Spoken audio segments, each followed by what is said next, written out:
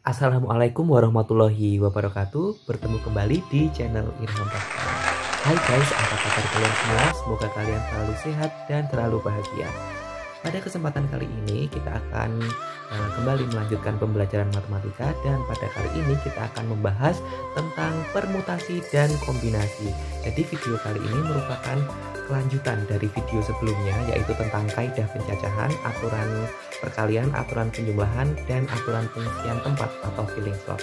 Namun sebelum kita masuk ke materi permutasi dan kombinasi, jangan lupa untuk like, subscribe, komen, dan share video-video di channel Irham Pascal. Nah guys, sebenarnya video-video tentang pembelajaran matematika khususnya untuk bab permutasi dan kombinasi itu sudah ada di channel Irham Baskoro, tapi itu sudah lama, jadi sekitar udah 1 tahun yang lalu, dan itu kalian harus scroll ke bawah-bawah gitu ya. Nah untuk itu saya akan mengulang kembali materi tentang permutasi dan kombinasi untuk video yang baru, dan tentunya video ini lebih detail dan lebih bisa menjelaskan kalian tentang apa itu konsep permutasi, apa itu kombinasi. Untuk itu cekidot langsung materinya. Ya, sebelum kita memasuki permutasi dan kombinasi, kita perlu tahu dulu suatu istilah, yaitu faktorial. Apa sih itu faktorial? Nah, faktorial itu simbolnya n tanda pentung gitu ya. Tanda pentung itu dibaca dengan faktorial. Jadi n tanda pentung gitu dibaca dengan n faktorial. Rumusnya n faktorial sama dengan n dikalikan n-1 dikalikan n-2 dan seterusnya sampai dikalikan 1. Jadi ini yang penting dari faktorial. Nah langsung aja ke contohnya ya. Yang pertama 4 faktorial. 4 faktorial itu berapa? 4 faktorial itu 4 dikalikan 3 dikalikan 2 dikalikan 1 sama dengan 24 gitu. Jadi cuma sesederhana itu faktorial. Contoh lagi misal 3 faktorial. 3 faktorial ya cuma 3 dikali 2 dikali 1 sama dengan 6. Sekarang coba pembagian faktorial. 5 faktorial dibagi 3 faktorial.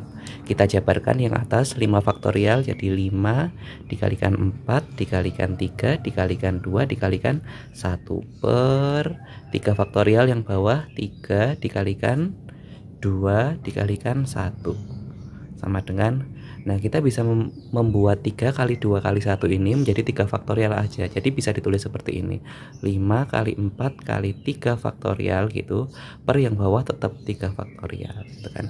3, 2, 1 kan ini bisa dicoret ya. Kita itu kan 3 kali 2 kali 1 setara dengan 3 faktorial. Jadi kayak 3 faktorial coret dengan 3 faktorial, berarti tinggal 5 kali 4 nya ya, sama dengan 20. Seperti itu. Begitu juga dengan yang bawah 6 faktorial per 4 faktorial. Jadi 6 kali 5 kali cukup sampai 4 faktorial aja, bawah 4 faktorial. Jadi kita coret 4 faktorialnya, jadi 6 kali 5 sama dengan 30.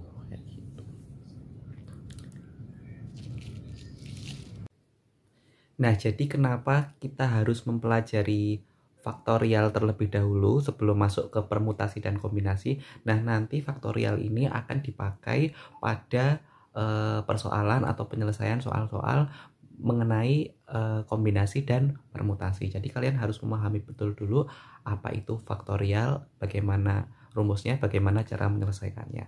Nah, langsung saja kita ke materinya, permutasi dan kombinasi. Nah, setelah kalian memahami mengenai faktorial, kita akan masuk ke permutasi. Apa itu permutasi? Permutasi adalah susunan dari semua atau sebagian unsur suatu himpunan dengan memperhatikan urutan. Jadi kata yang penting adalah memperhatikan urutan di sini ya. Jadi permutasi itu kata kuncinya memperhatikan urutan atau disingkat dengan perut. Permutasi memperhatikan urutan gitu ya. Simbol dari permutasi R dari n unsur yang berbeda itu simbolnya seperti ini. P di bawah ini R, di atas ini N. Bisa juga P-nya di tengah, N-nya di pojok kiri bawah, R-nya di pojok kanan bawah. Bisa juga ditulis P buka kurung N, R tutup kurung. Untuk memahami tentang permutasi bisa diperhatikan ilustrasi berikut.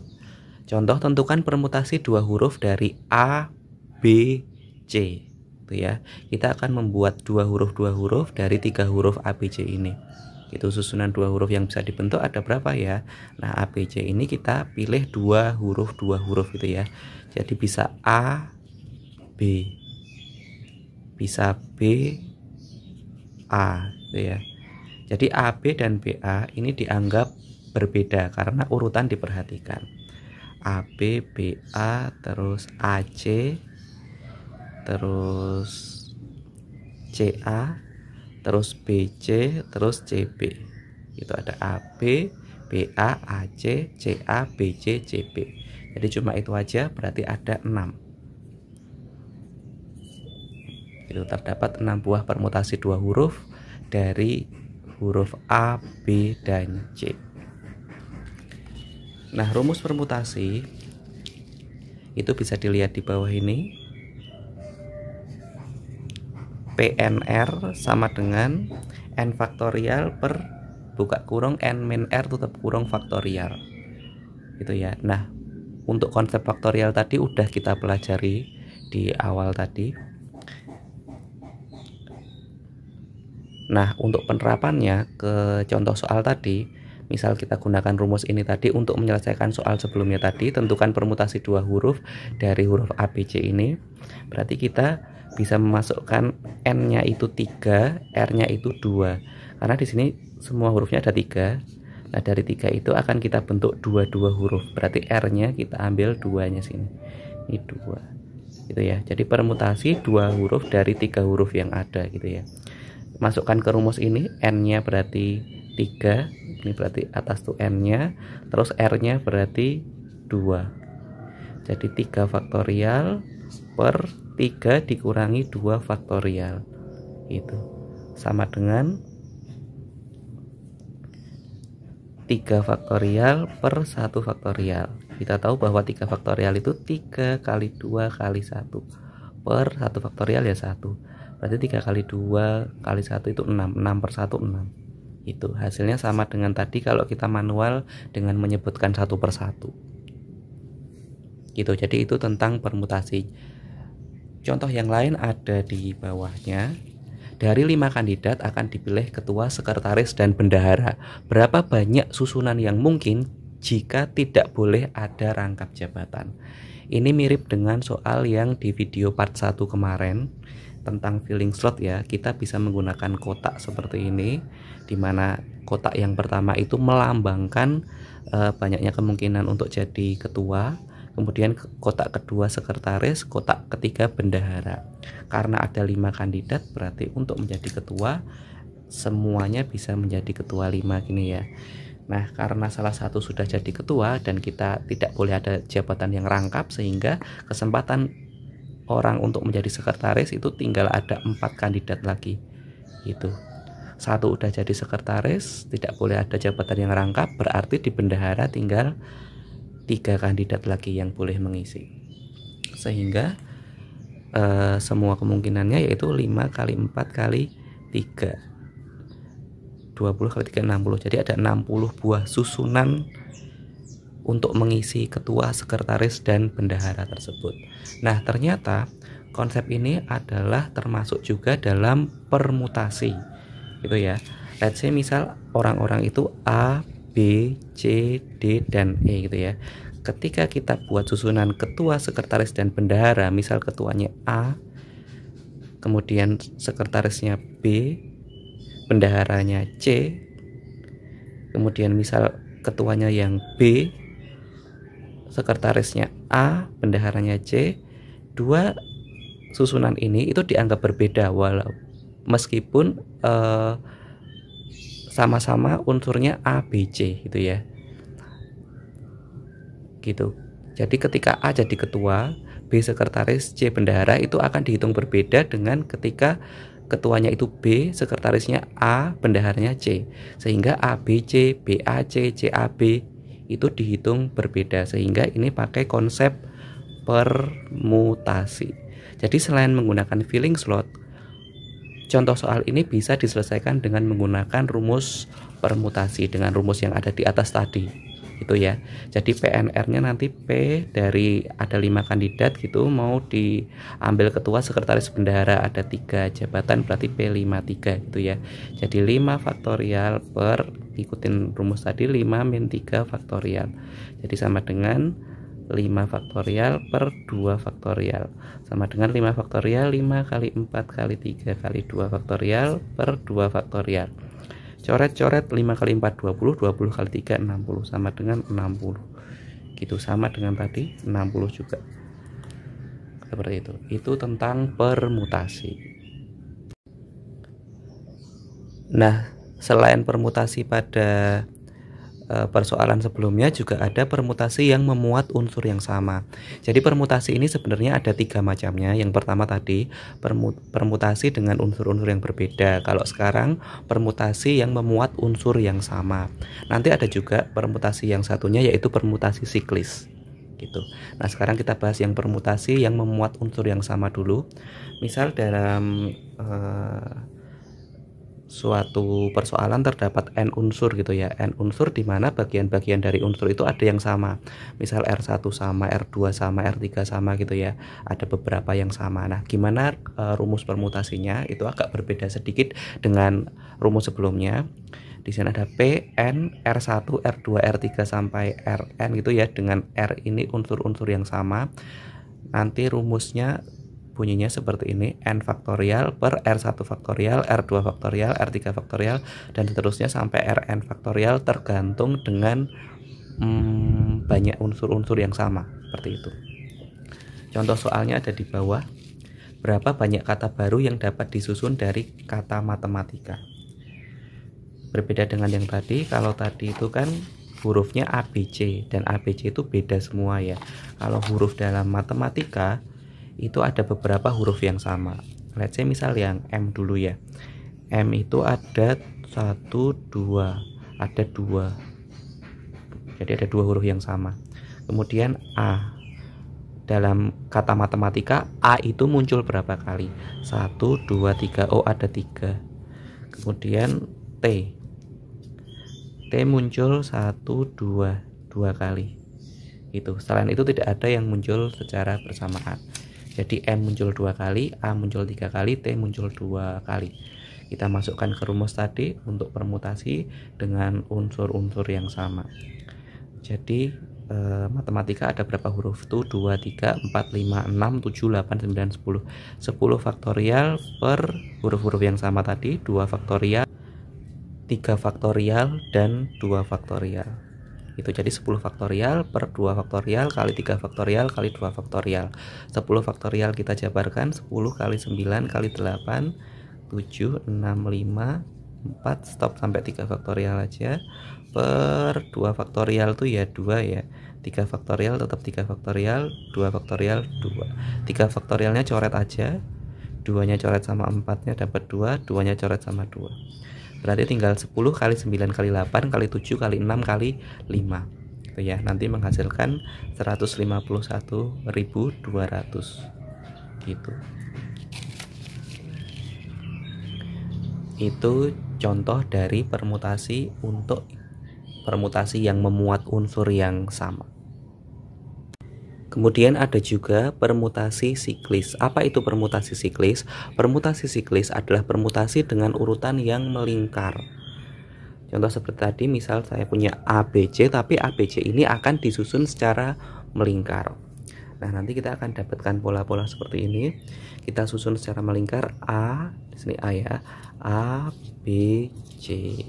Kemudian di sini ada B, C, A. Kemudian ada C, A, B. Kemudian ada A, C, B. Ada B, A, C. Ada C, B, A. Gitu. Nah, sepertinya di sini ada 6 susunan ya. Tapi coba perhatikan di sisi atas ini sebenarnya mereka itu sama ya, sama-sama ABC gitu ya. ABC sama-sama melingkar itu ya, arahnya searah dengan jarum jam gitu ya. Ini juga sama sebenarnya ABC gitu. Ini juga sama sebenarnya ABC ya. Jadi 3 ini itu kita anggap satu, kita hitung satu, sehingga ini kita tidak hitung gitu ya, kita anggap satu seperti ini. ABC yang berputarnya ini searah jarum jam gini ya, ABC gitu ya. Nah ini dihitung satu. Kemudian yang bawah ini, baris yang bawah ini juga kita hitung satu, ACB gitu ya. Ini BAC ini sebenarnya juga ACB juga, ini CBA ini juga sebenarnya ACB gitu ya. Jadi ini kita tidak hitung, kita hitung ini satu, sehingga ada dua buah permutasi siklis dari ABC jika disusun secara melingkar seperti itu. Nah rumusnya untuk yang permutasi siklis agak berbeda dengan sebelumnya tadi. N-1 faktorial, N itu banyak unsurnya itu ya. Contoh misal tadi ABC ada 3 unsur ya, 1, 2, 3 gitu ya. Berarti jadi 3-1 faktorial. Rumusnya di situ 3-1 berarti 2 ya. Jadi 2 faktorial sama dengan 2 gitu. Itu rumus untuk yang permutasi siklis.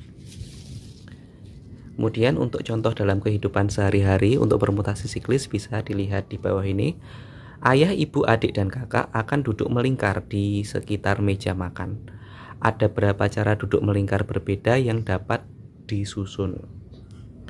Nah, di sini terdiri dari 1, 2, 3, 4. Jadi ada 4 ya. Kita misalkan A, B, C, D gitu ya. Kita susun secara melingkar seperti tadi. Tapi kita tidak perlu menghitung secara manual ya. Buat lingkaran-lingkaran gitu tidak perlu, langsung aja masukkan ke rumus tadi, N-1 faktorial. Dengan N-nya tuh banyak orangnya tadi, ada 4, berarti 4-1 faktorial sama dengan 3 faktorial sama dengan 3 kali 2 kali 1 sama dengan 6. Jadi cara ayah, ibu, adik, dan kakak duduk melingkari sekitar meja makan itu ada 6 cara atau 6 susunan seperti itu.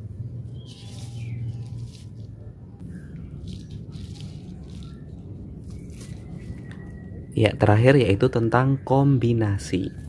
Nah, apa itu kombinasi? Kombinasi adalah susunan dari semua atau sebagian unsur suatu himpunan dengan tanpa memperhatikan urutan. Jadi kata kuncinya ada di sini, tanpa memperhatikan urutan. Kalau tadi permutasi permutasi memperhitungkan dengan urutannya, kalau kombinasi tidak memperhatikan urutannya.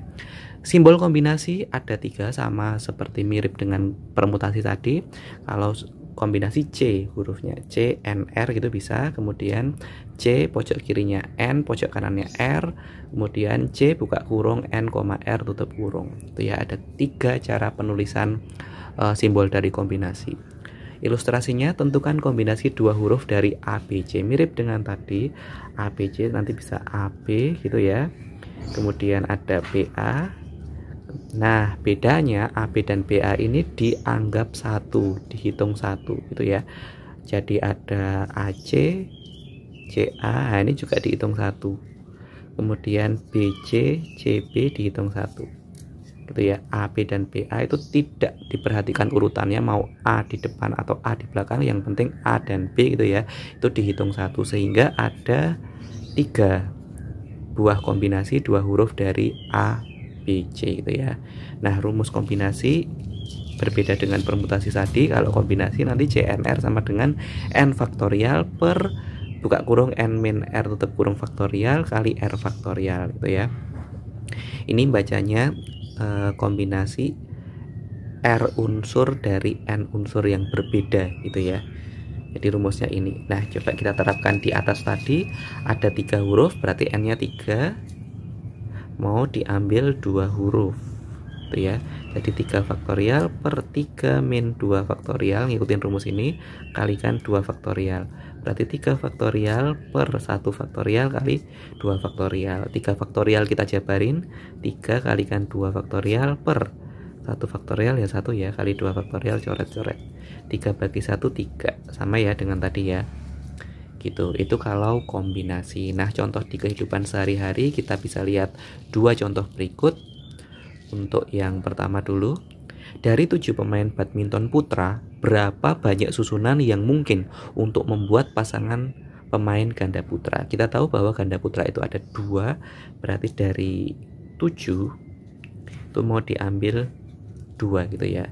Ini tidak memperhatikan urutan karena misal si A sama si B gitu ya, pasangan ganda putra itu akan dihitung sama jika B dipasangkan dengan A gitu.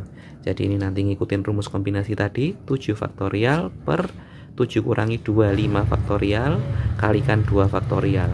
Jadi 7 faktorial per 7 nya kita jabarin aja, 7 kali 6 kali 5 faktorial per 5 faktorial kali 2 faktorial ya 2 ya, 2 kali 1 kan 2, coret-coret 6 nya coret dengan 2, 3, 7 kali 3 21. Jadi ada 21 susunan pasangan pemain ganda putra yang bisa dibentuk. Soal yang terakhir juga masih tentang kombinasi. Dari 10 orang di suatu gedung akan berjabat tangan. Berapa banyak jabat tangan berbeda yang terjadi? Ya, kita tahu bahwa berjabat tangan itu sepasang-sepasang antara dua orang gitu ya. Si A berjabat tangan dengan B itu dihitung sama ketika si B berjabat tangan dengan A. Ini dihitung satu kali jabat tangan, tidak dibedakan gitu ya. Sehingga kita pakai kombinasi dari C10 karena dua-dua ya bersalaman atau berjabat tangan, berarti C10 2 gitu ya. Jadi 10 faktorial per 10 kurang 2 8 faktorial kali 2 faktorial gitu ya. 10 faktorial dijabarin 10 kali 9 stop sampai 8 faktorial karena mau kita coret sama 8 faktorialnya. 2 faktorial 2 kali 1 alias 2. Coret-coret 10 dengan 2 coret-coret 5 kali 9 45. Jadi terdapat 45 jabat tangan yang berbeda di dalam gedung tersebut. Ya, mungkin itu saja materi tentang kaidah pencacahan untuk yang part 2 ini tentang permutasi dan kombinasi. Nah, mungkin kalau kalian ada yang bingung atau yang ingin bertanya, boleh ditanyakan di kolom komentar. Sekian dulu, assalamualaikum warahmatullahi wabarakatuh.